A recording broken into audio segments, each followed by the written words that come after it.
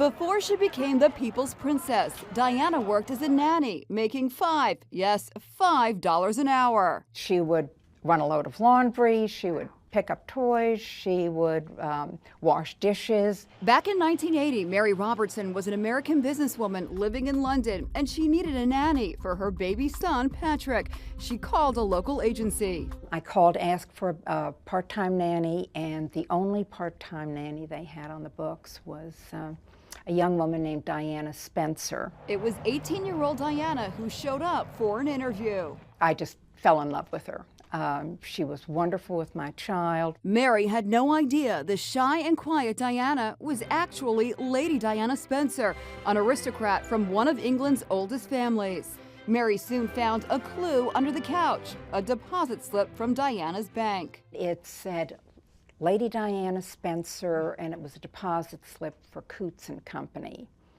And because I worked in finance, I knew that Coutts was the banker for the aristocracy and the royal family. So how did Diana react when her cover was blown? This is really impressive, Diane. I mean, the title, you know, the family history. What did she say? She said, "Oh, that. Would you like me to take Patrick out for a walk now?" And that was the beginning and the end of it. Diana worked 3 days a week for Mary. She was a nursery school teacher the other 2 days. That's where this now famous shot was taken of shy Di, who didn't know her skirt was sheer in the sunlight.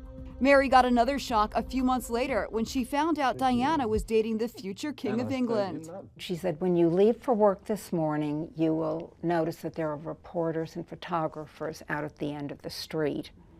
And I said, "Who are they there for?" She said, "No, they're there for me." Diana soon gave her notice. The next time Mary saw her former nanny, she was walking down the aisle in the royal wedding watched by the whole world. Mary thought her relationship with Diana was over. And we will never see her again, and we'll never hear from her again. And did you ever hear from her again?